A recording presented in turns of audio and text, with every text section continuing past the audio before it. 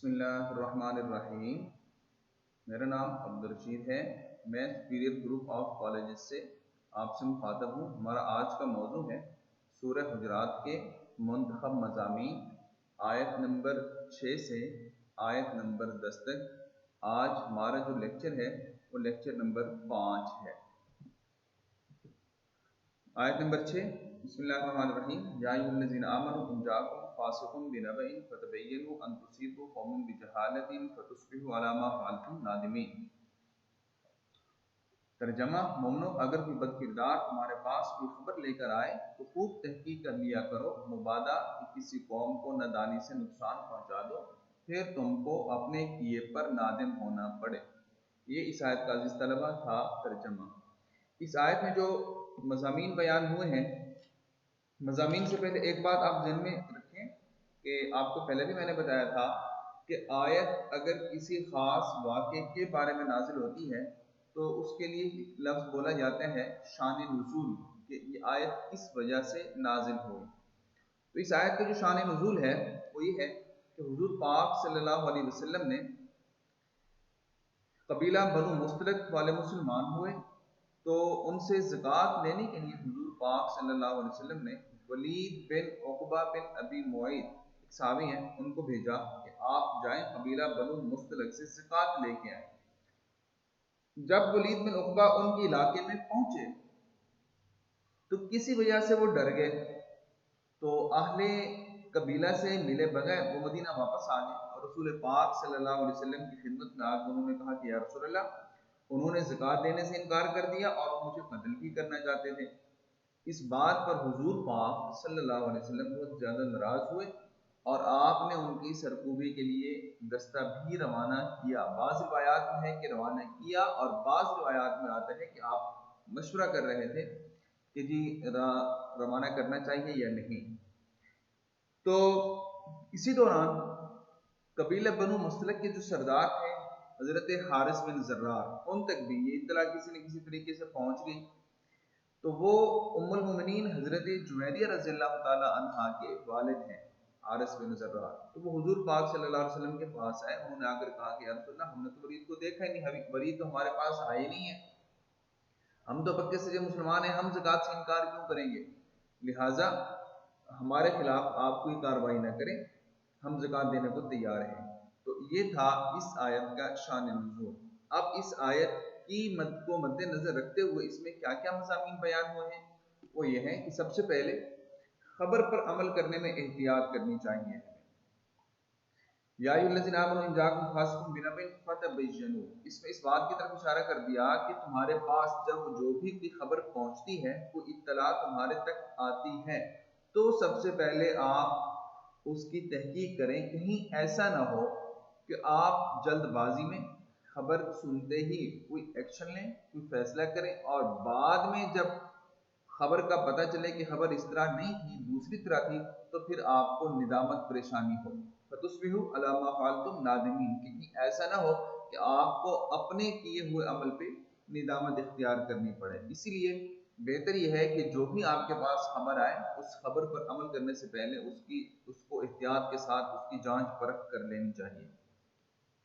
आगे है कि जी मुआशरती अमन इस्तिकाम और खबर की तस्दीक, कि मुआशरे में अगर हमने अमन व सुकून बरकरार रखना है और अमन को मुस्तहकम करना है, उसके लिए ज़रूरी है कि अफवाहों से इज्तनाब किया जाए, इर्द गिर्द की खबरों से बचा जाए और जो सही बात हो उसको बेहतर अंदाज में सामने रखा जाए, उसको फैलाया जाए।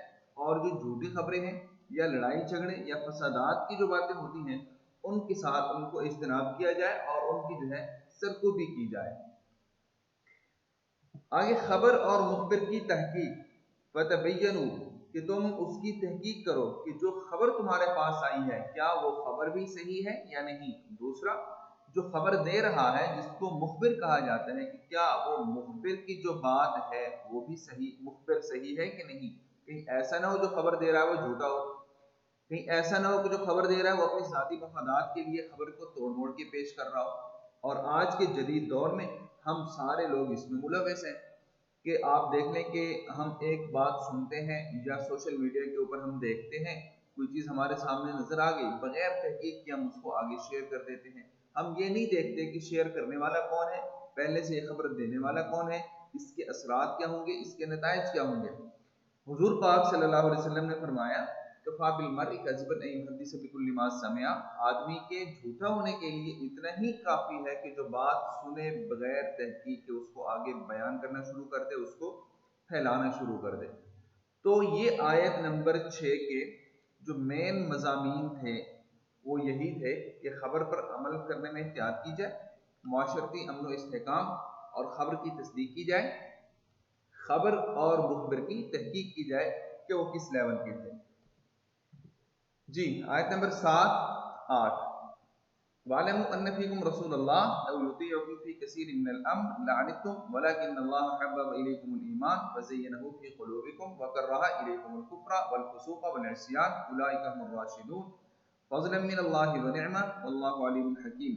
اور جان لو کہ تم میں خدا کے پیغمبر ہیں، اگر بہت سی باتوں میں وہ تمہارا کہا مان لیا کرے تو تم مشکل میں پڑ جاؤ، لیکن خدا نے تم کو ایمان عزیز بنا دیا اور اس کو تمہارے دلوں میں سجا دیا، اور کفر اور گناہ اور نافرمانی سے تم کو بیزار کر دیا.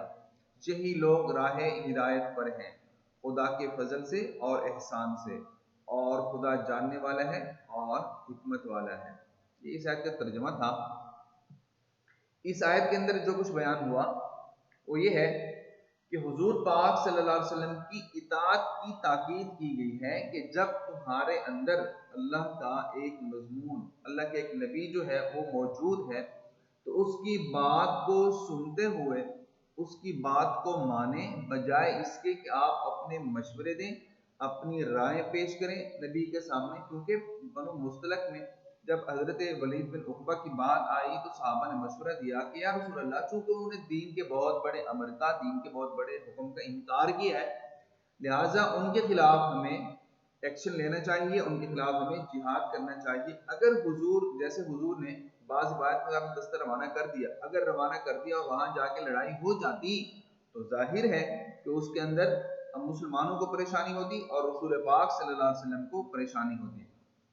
اسی لیے کہا کہ لو یطیعکم فی کثیر من الامر لعنتم، کہ اگر نبی تمہاری اطاعت کر لیتے تو مشکل میں پڑ جاتے. تو آگے جو ہے یہ بتایا کہ اتباع رسول ہی کامیابی کا ذریعہ ہے. کیوں؟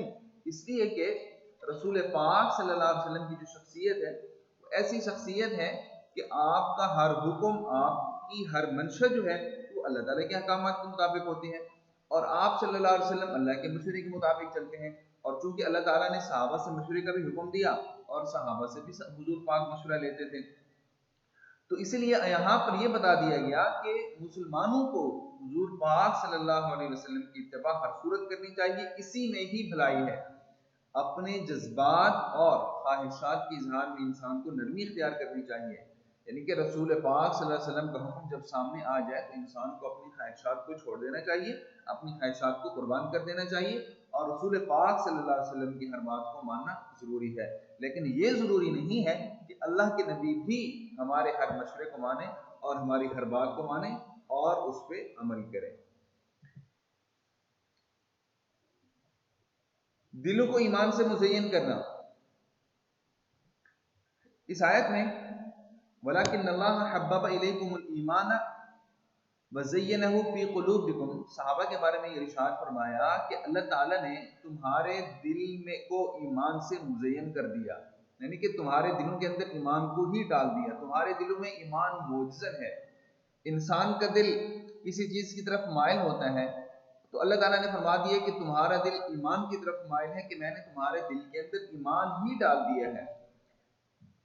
مطلب یہ ہے کہ نگاہوں میں، تمہارے نگاہوں میں، تمہارے دلوں میں رسول اکرم صلی اللہ علیہ وسلم کے ذریعے ایمان کو محبوب بنا دیا.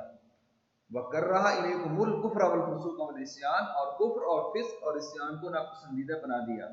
کہ رسول پاک صلی اللہ علیہ وسلم نے جب صحابہ کے سامنے ایمان کی حقیقت کو رکھا، کفر کو سامنے رکھا، تو صحابہ کرام نے ایمان کو پسند کیا اور کفر سے نفرت کرنے لگے. تو یہ کس نے کیا؟ یہ اللہ تعالیٰ نے کیا. وَلَٰكِنَّ اللَّهَ حَبَّبَ إِلَيْكُمُ الْإِيمَانَ وَزَيَّنَهُ فِي قُلُوبِكُمْ.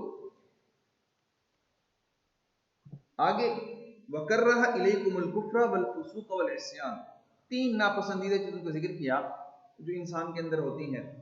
कुफ्र को अल्लाह ताला ने नापसंद किया, फिस्क को नापसंद किया, इस्यान को नापसंद किया। कुफ्र किसे कहते हैं, फिस्क किसे कहते हैं, इस्यान किसे कहते हैं?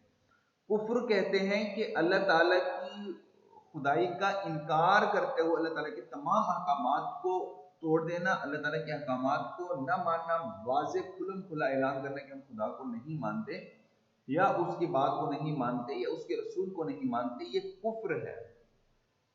फिस्क जो है, फिस्क कहते हैं हालत ईमान में अल्लाह ताला के ऊपर ईमान रखते हुए अल्लाह ताला के अहकामात की पैरवी न करना, अल्लाह ताला के अहकामात को तोड़ देना, इसको फिस्क कहा जाता है।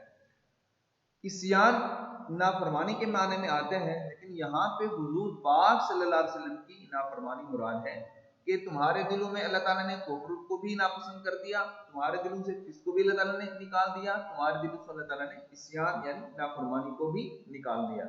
अब जब तुम्हारे दिलों में ये तीनों चीजें नहीं हैं तो आगे फरमा दिया उलाइका हुमुर राशिदून, यही हिदायत याफ्ता लोग हैं कि अगर जिनके दिल को अल्लाह ने ईमान से मुज़य्यन कर दिया, कुफ्र को, फिस्क को, इस्यान को अल्लाह ताला ने दूर कर दिया, तो लिहाजा इनके दिल में नफसानी ख्वाहिशात का गलबा है ही नहीं।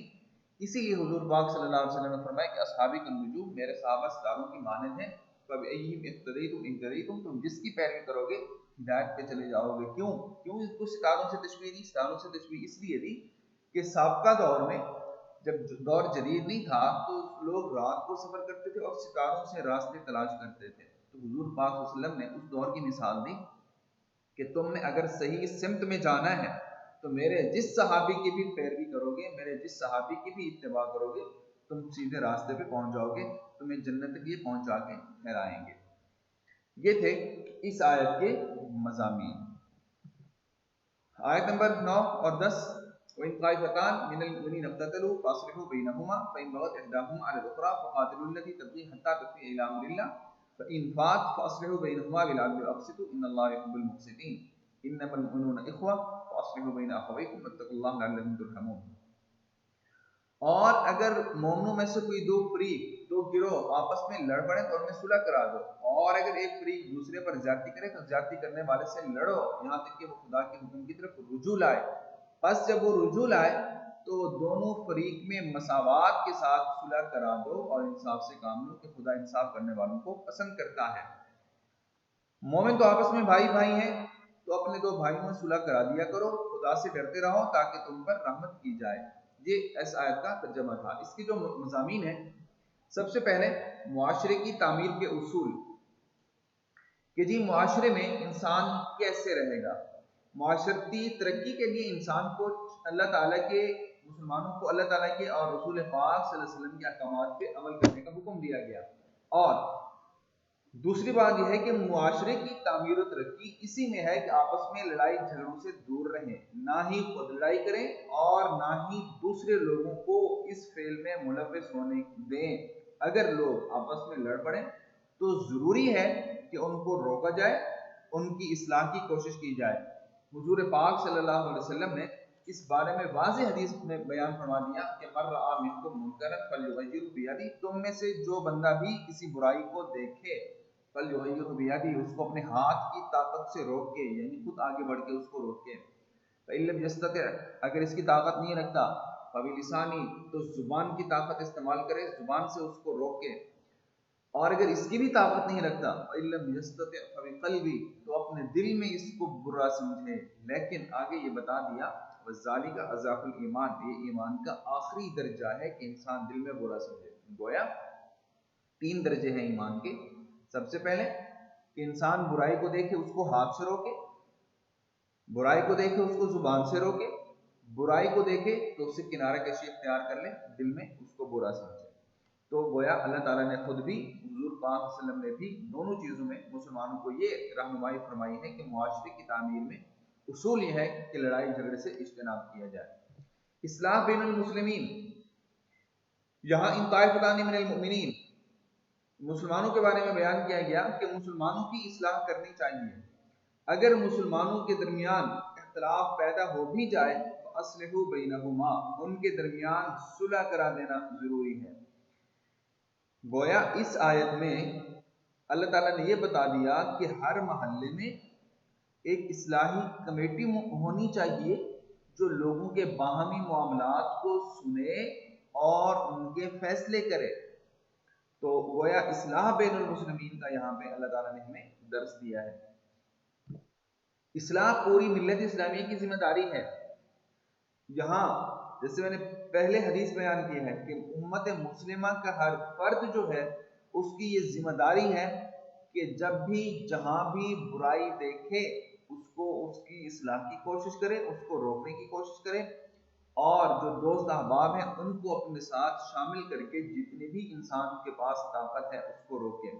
مسلمانوں کی یہ شان نہیں ہے، یا مسلمانوں کو یہ زیب نہیں دیتا کہ وہ آپس میں لڑیں اور لوگ ایک دوسرے کو اس کو دیکھتے رہیں۔ اور آج کل ہمارے معاشرے میں یہی ہوتا ہے کہ دو بندے آپس میں لڑ رہے ہوتے ہیں اور لوگ ادھر کھڑے ہو کے اس کو دیکھتے رہتے ہیں، خوشی میں رہتے ہیں کہ کون جو ہے وہ اس پہ بھاری پڑتا ہے۔ تو گویا یہ جو طریقہ کار ہے یہ اسلام کے خلاف ہے، اسلام کی سوچ کے خلاف ہے، اسلام کی روح کے خلاف ہے۔ زیادتی کرنے والی گروہ کی سرکوبی کا حکم، یہاں یہ کہا وَإِن بَغَتْ إِحْدَاهُمَا عَلَى الْأُخْرَى فَقَاتِلُوا الَّتِي تَبْغِي حَتَّى تَفِيءَ إِلَى أَمْرِ اللَّهِ، اگر کوئی جماعت دوسری جماعت پہ زیادتی کر رہی ہے تو تمہارا فرض بنتا ہے پہلے اس کو پیار سے سمجھاؤ، اگر پیار سے وہ نہیں سمجھتے تو فقاتلو، ان کے ساتھ لڑائی کرو، کب تک؟ حتی تفیء الی امر اللہ، جہاں تک کہ وہ صلح پہ آمادہ ہو جائیں، یہاں تک کہ وہ امت کے اتحاد میں شامل ہو جائیں۔ جب وہ امت کے اتحاد میں شامل ہو جائیں تب جا کے آپ نے ان سے صلح کرنی ہے، تب جا کے آپ نے ان کے ساتھ قتال ختم کرنا ہے۔ گویا یہاں یہ بتا دیا گیا ہے کہ جو بندہ بھی خواہ مسلمان ہو یا غیر مسلم ہو زیادتی کرے گا تو اس زیادتی کرنے والے لوگوں کا گلا دما کیا جائے گا۔ انصاف کے ساتھ صلح کا حکم دیا گیا ہے، فَأَصْلِحُوا بَيْنَهُمَا بِالْعَدْلِ وَأَقْسِطُوا، کہ ان کے درمیان جب آپ صلح کریں، باہمی جب معاملات گفت و شنید سے حل ہو رہے ہوں تو یہ نہ ہو کہ آپ جانبدارانہ فیصلہ کریں، بلکہ جو منصفین ہیں، جو صالحین ہیں، وہ غیر جانبدار رہ کر دونوں فریق کی باتوں کو سنیں اور اس کے مطابق جو ہے جو انصاف ہو، انصاف کے مطابق اس کے اوپر عمل کریں۔ اور یہی معاشرے کی تعمیر کا اور معاشرے کی ترقی کا بنیادی عنصر ہے کہ انصاف کے ساتھ عدل و انصاف جب تک قائم ہوگا معاشرہ پرسکون رہے گا، معاشرہ پرامن رہے گا۔ اسی آیت میں آخری حصے میں انما المؤمنون اخوہ، مومنوں کا آپس میں تعلق بتا دیا کہ مسلمان آپس میں ہیں کیا۔